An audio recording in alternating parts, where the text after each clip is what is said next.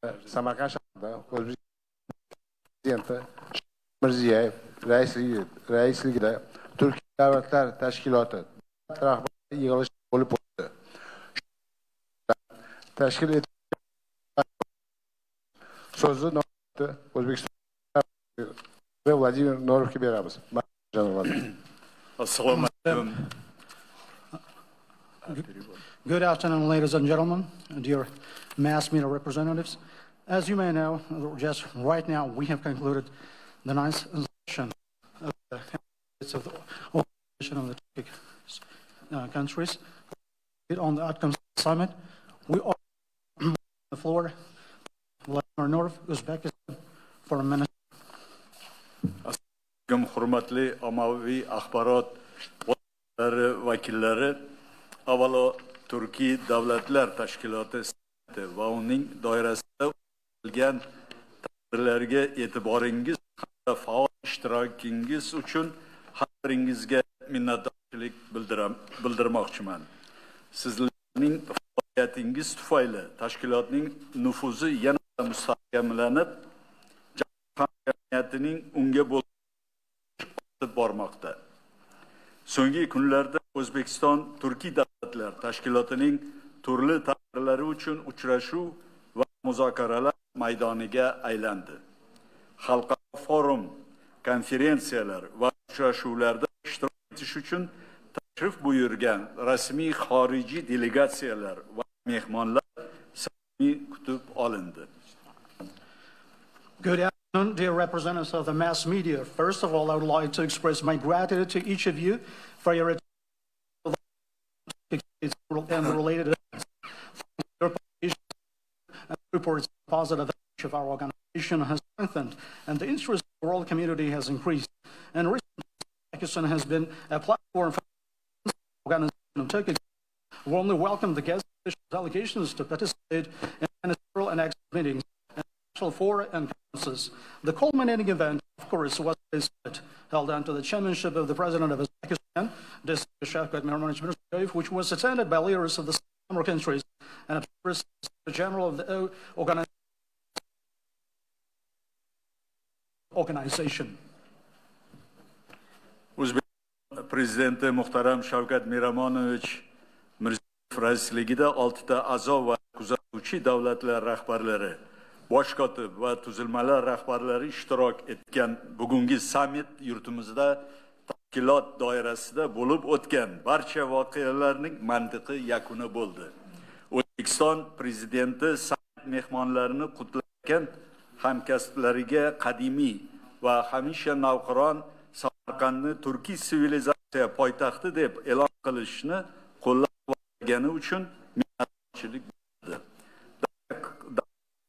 Bu qaror o'z-o'zidan qabul qilinmadi. Zero Samarqand shahri butun Turkiy xalqlarining u buyuk Turkiy poytaxti bo'lib, Turkiy xalqlarining davlatchiligi, ilm fan va san'ati rivojiga ulkan hissa hisoblanadi.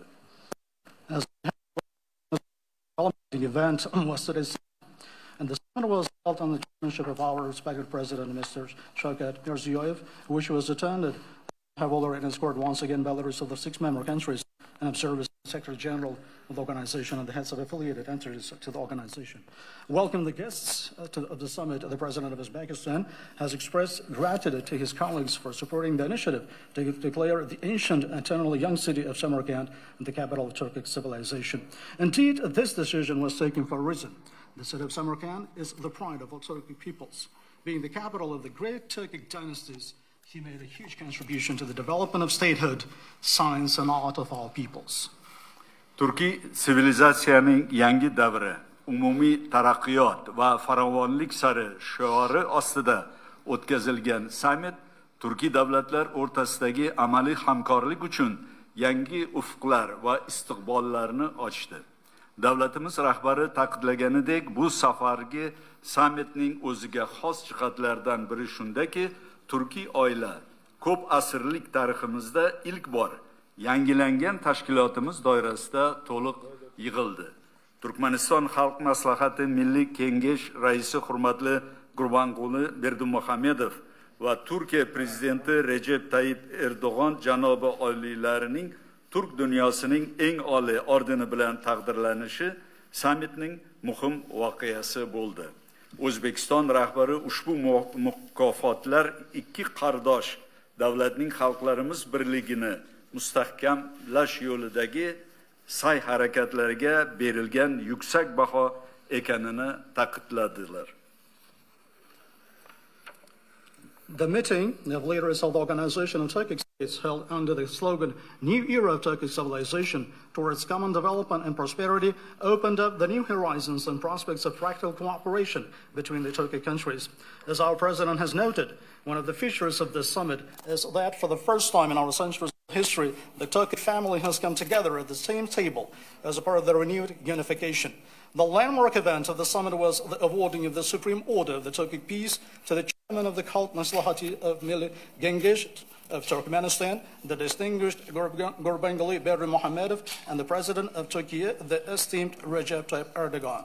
And presenting these words, the leader of Uzbekistan has highlighted that they are a high assessment of the efforts of these two fraternal states to strengthen the unity of our countries and the peoples.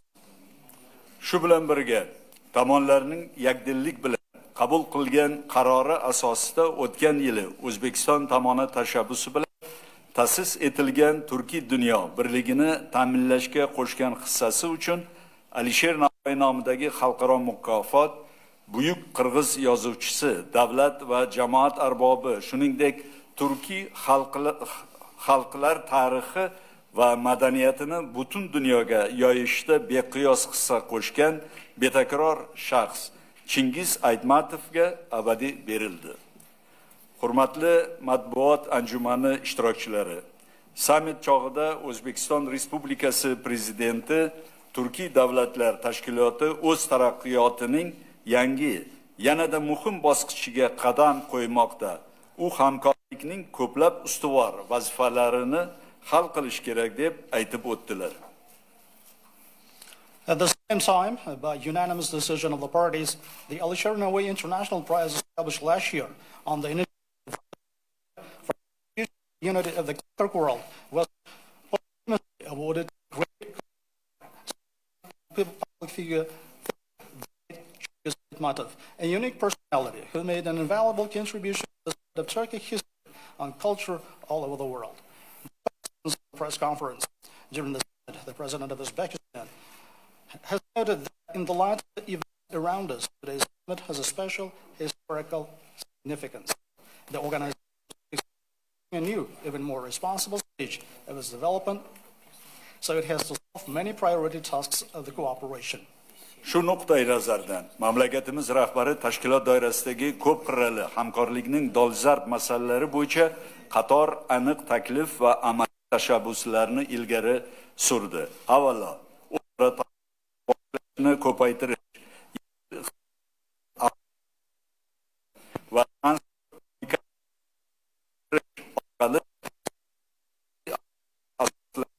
kamlash muhimligi qayd etildi. Yangi iqtisodiy imkoniyatlar makonlarini shakllantirish, xalqaro Turkiy iqtisodiy forumni o'tkazish, transda hamkorlik strategiyasini ishlab chiqish taklif etildi. In this context, the leader of our country has put forward a number of concrete proposals and practical initiatives on the topic of multifaceted cooperation as a part of the Organization of Turkic States. The importance of strengthening the basic trade and economic relations by increasing the mutual trade turnover, developing a green economy, information technologies. In order to implement these ideas, it was proposed to create the new economic opportunities under the auspices of the Organization of States, to open an international Turkic economic forum, and to develop a strategy for the cooperation in the transport sector. O'zbekiston prezidenti shuningdek tashkilot makonida oziq-ovqat mahsulotlarini yetkazib berishning samarali mexanizmlarini shakllantirish bo'yicha bitim tuzish va ushbu hujjat orqali oziq-ovqat xavfsizligini ta'minlash maqsadida qishloq xo'jaligi sohasidagi hamkorlikni yanada mustahkamlash muhimligiga alohida urg'u berdilar. Yoshlar sohasidagi hamkorlikka e'tibor qaratilib, kelasi yili Turkiy davlatlar yoshlarning fan va innovatsiyalar bo'yicha xalqaro kongressini o'tkazish taklif etildi. Bundan tashqari davlatimiz rahbari hamkasblarini tashkilotning institutsional islohotlarini amalga oshirishga chaqirdi. Xususan, xavfsizlik, savdo, investitsiya, transport, qishloq xo'jaligi, energetika, turizm, fan va texnologiya, sog'liqni saqlash va boshqa sohalarda qo'mitalar tashkil etish taklifini ilgari surdi. The President of Uzbekistan has also emphasized the importance of further strengthening the cooperation in the agricultural field in order to ensure food security, by including an agreement on the formation of effective mechanisms to supply food products within the organization. Focusing on the youth cooperation, it was proposed to hold the next year the International Congress of Turkic Youth on Science and Innovation. Moreover, our President has urged his colleagues to carry out the institutional reforms of the organization. In particular, he proposed the creation of committees within the organization in the areas of security, trade, investment, transportation, agriculture, energy, tourism, science and technology, health and other spheres. Aziz do'stlar, Summit kun tartibiga ko'ra davlatlar rahbarlari do'stona va konstruktiv ruhda o'tgan muzokaralar chog'ida tashkilot doirasidagi hamkorlikning bugungi holati va uni yanada rivojlantirish istiqbollarini muhokama qildi, mintaqaviy va xalqaro vaziyat yuzasidan fikr almashdilar. Turkiy davlatlar yetakchilari jahonda ro'y berayotgan voqealarning jadallashuvi va xalqaro munosabatlardagi o'zgarishlar Turkiy davlatlar tashkilotini zamonaviy voqelikka doimiy moslashtirish zarurligini taqozo etishini aytib o'tdilar. Ishtirokchilar e'tiborini zamonamizning kuchayib borayotgan tahdid va tahlikalarni yengish bo'yicha sa'y-harakatlarni birlashtirish maqsadida strategik masalalar bo'yicha tizimli muloqotni yo'lga qo'yish zarurligiga qaratishdi. Dear friends, according to the agenda of the summit, leaders of our countries discussed the current state and prospects of further development of cooperation within the organization. They have also exchanged views on the regional and international situation in a friendly and constructive atmosphere. The heads of states have also stressed that the rapidity of events taking place in the world now and the changes in international relations dictate the need for constant adaptation of the organization to modern realities. The participants emphasized the need for a systematic dialogue on strategic issues in order to consolidate efforts to overcome the growing challenges and threats for a time. Shu nuqtai nazardan davlat rahbarlari O'zbekiston Respublikasi prezidenti tomonidan ilgari surilgan tinchlik va barqarorlikni, keng xalqaro hamkorlikni ta'minlash va insoniyatning barqaror rivojlanishiga ko'maklashishga qaratilgan umumiy xavfsizlik va farovonlik uchun Samarqand birdamlik tashabbusini olqishladilar. Xalqaro kun tartibidagi dolzarb masalalar yuzasidan a'zo davlatlarning kelishilgan pozitsiyalari sammitning asosiy yakuni hujjati sifatida qabul qilingan Samarqand deklaratsiyasida qayd etildi. Shuningdek, u mintaqaviy va global muammolarni hal qilishda tomonlarning umumiy yondashuvlarini aks ettiradi va tashkilotni rivojlantirishning ustuvor yo'nalishlarini belgilab beradi. In this context, the leaders have welcomed the Samarkand Solidarity Initiative for the common security and prosperity put forward by the President of Uzbekistan, aimed at ensuring peace and stability, broad international cooperation, and the advancement of sustainable human development. The agreed positions of the member states on pressing issues on the international agenda were set forth in the Samarkand Declaration, the principal outcome document of the summit. It also reflected the common approaches of the parties to addressing the regional and global issues and indicated priorities in the development of the organization. Muzokaralar yakunlari bo'yicha 10 tadan ortiq ko'p tomonlama hujjat qabul qilindi. Bu esa shubhasiz tashkilot faoliyatining istiqbolli yo'nalishlari bo'yicha hamkorlikni sifat jihatdan yangi amaliy mazmun bilan to'ldirishga xizmat qildi. Turkiy nigoh 2040 konsepsiyasini amalga oshirish doirasida 2022-2026 yillarga mo'ljallangan Turkiy Davlatlar Tashkiloti strategiyasining qabul qilingani alohida qayd etib o'tmoqchiman. Bu hujjatning amalga oshirilishi mamlakatlarimiz o'rtasida turli sohalarda o'zaro hamkorlikni yo'lga qo'yish imkonini beradi. The negotiations have resulted in the adoption of more than 10 multilateral documents, which will undoubtedly contribute to filling cooperation in promising areas of the organization's work with qualitatively new practical content. I would like to emphasize the adoption of the OTS strategy for 2022-2026 and the framework of the implementation of the concept Turkic World Vision 2040. The practical implementation of which will allow to start the launch of the interactions in the various directions between the countries of the organization. Pandemiyadan keyingi davrda va jahon iqtisodiyotidagi notinchlikning kuchayishi sharoitida tashkilot makonida iqtisodiy tiklanishni jadallashtirish maqsadida a'zo davlatlar o'rtasida savdoni yengillashtirish strategiyasi tasdiqlandi va soddalashtirilgan bojxona koridorlarini tizimini shakllantirish to'g'risidagi bitim imzolandi.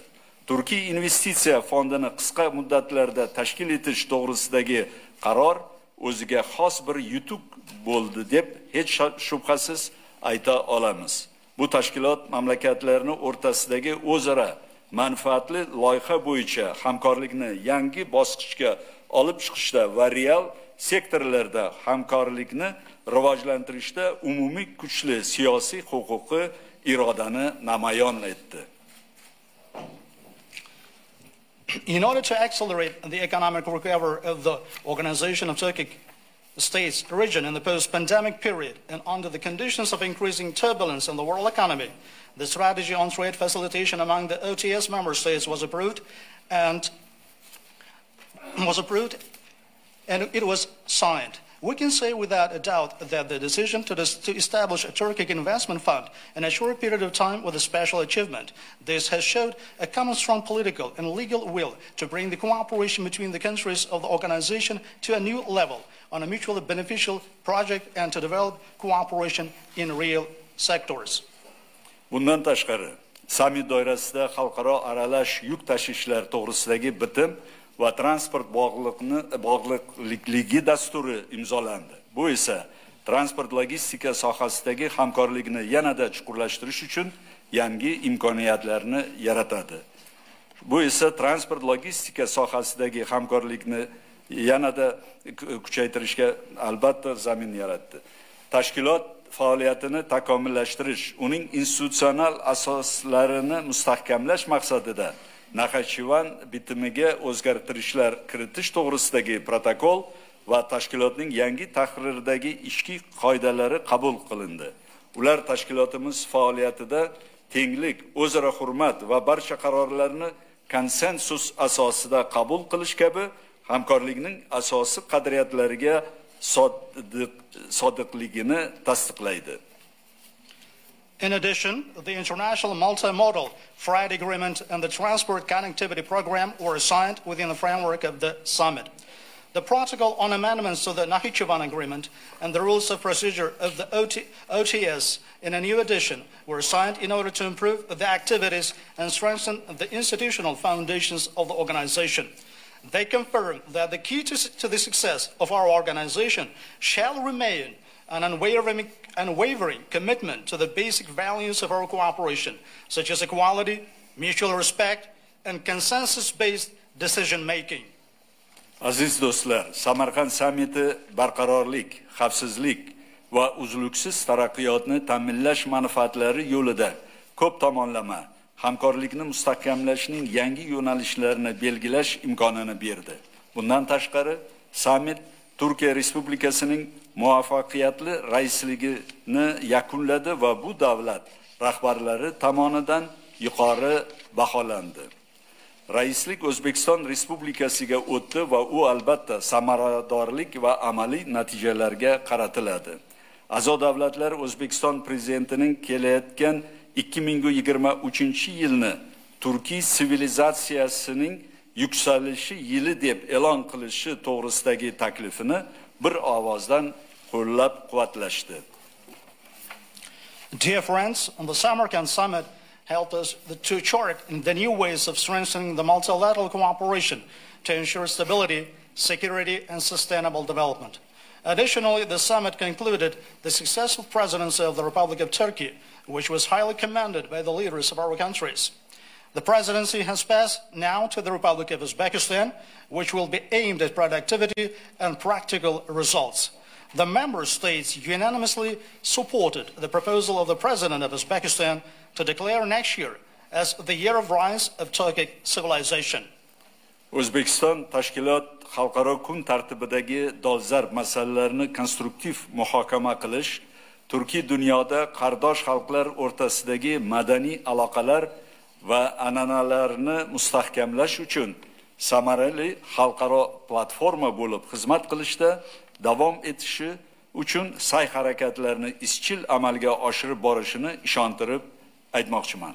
Qozog'iston tomonining taklifiga ko'ra, tashkilotning navbatdagi sammitini 2023-yilda Qozog'istonda o'tkazishga qaror qilindi. So'zim so'ngida shuni alohida aytib o'tishni istardimki, sammit yakunida muhtaram Bag'dod Kultayevich Amreyevning bosh kotiblik vakolati muddati tugadi.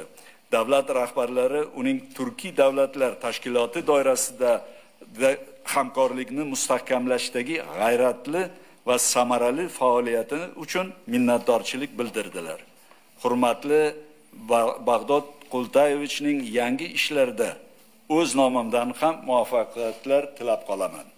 Qirg'iziston Respublikasi nomzodi hurmatli Amuraliyev Kumanichbek Qosimovich Turkiy davlatlar tashkiloti yangi bosh kotibi lavozimiga tasdiqlandi. Uning kelgusi faoliyatida zafarlar tilayman. E'tiboringiz uchun rahmat. I would like to assure that Uzbekistan shall continue making efforts in order for our organization to continue serving as an effective international platform for constructive discussion of topical issues of international agenda and strengthening cultural ties and traditions between the brotherly peoples and the Turkic world. At the suggestion of the Kazakhstani side, the leaders decided to hold the next summit of the organization in 2023 in Kazakhstan. At the end of my speech, I would like to note that at the end, on the outcomes of the summit, the term of office of distinguished Baghdad Kultayevich as Secretary General shall expire. The leaders of the participating countries have expressed their appreciation for his energetic and fruitful work in strengthening cooperation within the organization. On my own behalf, I would like to wish him great success and prosperity in his new endeavors as well. The candidacy of Omuraliyev Kuvanichbek Kasimovich from the Republic of Kyrgyzstan was approved as Secretary General. On my own behalf, ladies and gentlemen, I also would like to wish him all the best in his future endeavors. Thank you very much for your attention. Rahmat janob vazir. Endi so'zni navbatni Turkiy davlatlar tashkiloti bosh kotibi Bag'dod Amreyevga beramiz. Marhamat. Thank you, Mr. Minister. Now, we are offering the floor to the Secretary General of the Organization of Turkic States, Mr. Baghdad Kultayevich Amreyev. Rahmat Janob Vazir. Assalamu alaikum. English. His Excellency Vladimir Norov, Minister of Foreign Affairs of Uzbekistan, has made a comprehensive report about the outcome of this summit, and nothing left to me to add, but always nice words are always available to thank, first of all, His Excellency President of Uzbekistan, Shavkat Mirziyoyev, for his leadership in this summit, very successful, historic summit of the Turkic leaders. And I would like also to thank His Excellency Vladimir Norov for excellent organizing this event and coordinating the efforts of all sides, parties participated in organizing this summit. This summit was another I'm sorry for translation. Уважаемые дамы и господа, уважаемый министр иностранных дел, господин Норов, уважаемый представитель средств массовой информации, как вы уже слышали, много прозвучало очень хороших, лестных слов в адрес меня, в адрес нашего председательства в организации тюркских государств. Я пользуюсь особой возможностью здесь выразить особую благодарность, в первую очередь, Республике Узбекистан за те лестные слова, которые прозвучали в мой адрес со стороны уважаемого коллеги министра иностранных дел господина Норова. Кроме того, также я хотел бы выразить особую благодарность уважаемому президенту Республики Узбекистан Шавкату Мироновичу Мирзияеву за его особые заслуги лидерства, руководства, по итогам которого сегодня мы имели возможность провести наш замечательный саммит. Я бы хотел сказать, что не только замечательный, но по итогам исторический саммит. За все партнерство, за всю дружбу и руку помощи, которую узбекская сторона оказала нам в проведении данного исторического мероприятия. With this summit, the Turkic world has entered into a new phase of its development as one entity and integration as a political and economic group of our Turkish-speaking nations. Как мы все знаем, сейчас именно саммит проходит в то время, как в Узбекистане и в рамках нашей организации идет широкомасштабная интеграция наших государств, как во многих областях, в частности, в политической, экономической и социальных сферах. Чтобы экономить время, может, на русском, раз на русский говорят, переводит, значит, чтобы экономить время, я могу и на русском продолжить. И, как я отметил, тюркский мир сегодня вот вступил в очень важную свою эпоху, начала интеграции реальной и укрепление единства наших братских народов, которые связаны друг с другом веками, всеми возможными узами, настолько тесными, настолько близкими, что мир рассматривает нас как вот один единый тюркский мир. И действительно сегодня тюркский мир есть. Сегодня саммит был еще одним подтверждением единства этого мира. Наши отношения между нашими странами основаны, вот, как я сказал, на глубоких корнях, которые никогда не подлежат никакой конъюнктуре. Разные бывают союзы, разные бывают объединения, организации, основанные на разных интересах, но здесь наша организация основана на единстве, на родстве нашей. Поэтому мы считаем, что наша организация крепкой, с большой будущей. И вот как раз последние годы развитие этой организации как раз подтвердило это. Я хотел бы отметить особую роль, конструктивную роль Узбекистана, который вступил в эту организацию в качестве полноправного члена в 2019 году, который сегодня занимает такую ведущую роль в продвижении многих сфер сотрудничества, новых сфер сотрудничества, в частности, в транспортировке, в транспорте, в информационной технологии, в цифровизации. То есть Узбекистан внес большой такой вклад разнообразия в нашу повестку дня. И, естественно, наши страны, они равноправные, в равной степени участвуют, имеют равные голоса в нашей организации. 4 года назад это было 4 организации, сегодня у нас 7. И наши лидеры объявили о том, что вот наши политические, экономические, культурные, образовательные, научные и так далее, наша интеграция будет идти и вперед, твердыми шагами. Я все остальное сказал, господин министр. Я хотел бы добавить, что мне было очень приятно работать 4 года под руководством наших лидеров, наших министров иностранных дел, наших правительств. Я считаю, что как сегодня я в своем выступлении перед президентом сказал, что это был такой самый счастливый период моей жизни. Я благодарен нашим президентам, что сегодня они меня назначили на новую должность, доверили мне возглавить инвестиционный фонд тюркских стран. Решением нашей главы я назначен президентом фонда, инвестиционного фонда тюркских стран. Я буду прилагать свои усилия и в дальнейшем для укрепления, сближения наших стран и внести максимальный всевозможный вклад для процветания наших народов. Спасибо большое. Спасибо. Пожалуйста. Спасибо большое. Ну, теперь у нас один вопрос есть. Пожалуйста, Рахмат, Хабзада bitta savol bor. UZREPORT TV kanali muxbiri Gulnoza Hasanovaga beramiz.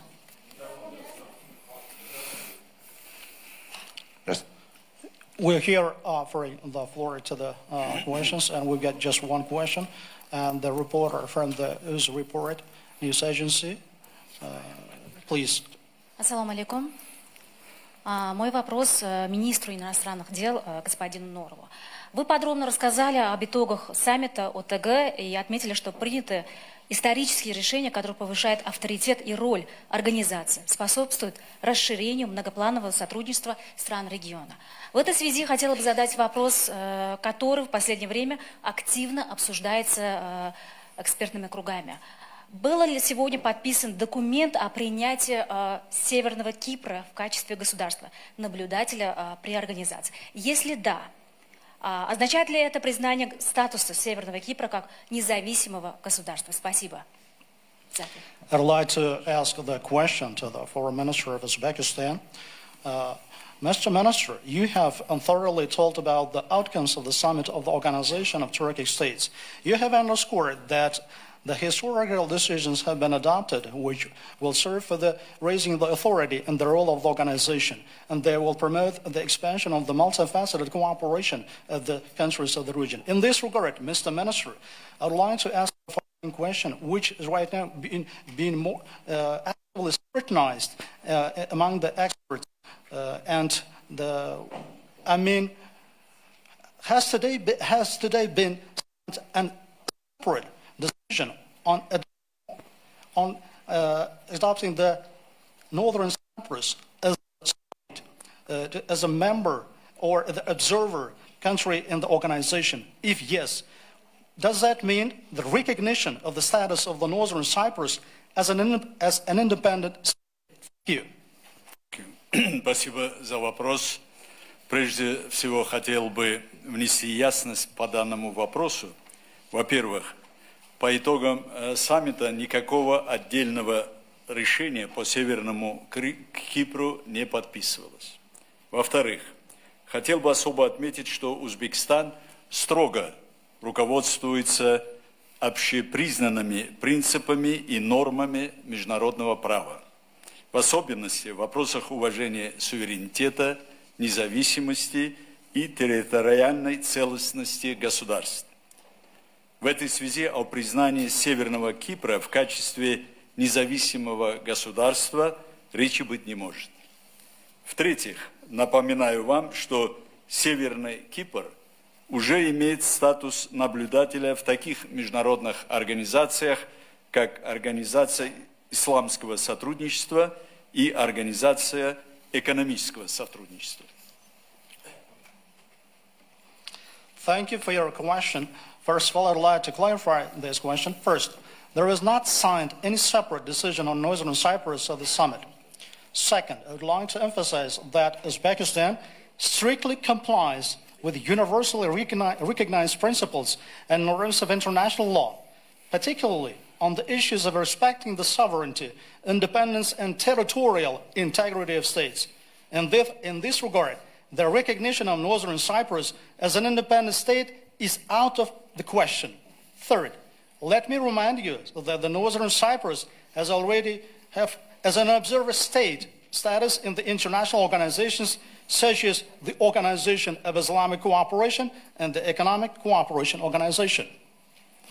Кроме того, Северный Кипр уже почти 30 лет участвует в мероприятиях Международной организации тюркской культуры в качестве наблюдателя. И никто сегодня вопросов по этому поводу не задает. То, что турки-киприоты заинтересованы в более тесных обменах и сотрудничестве с родственными народами стран Организации тюркских государств, это естественный процесс. При этом все эти вопросы регулируются исключительно правовыми документами организации и законодательством наших стран. Спасибо за внимание. Moreover, the Northern Cyprus has been participating in the activities of the International Organization of Turkic Culture as an observer state, Turksoy, for almost 30 years. No one is asking the questions about this today. The fact that the Turkish Cypriots are interested in closer exchanges and cooperation with the kindred peoples of the countries of the Organization of Turkic States is a natural process. All these issues are regulated exclusively by the legal documents of the organization and the legislation of our countries. Thank you very much for your attention.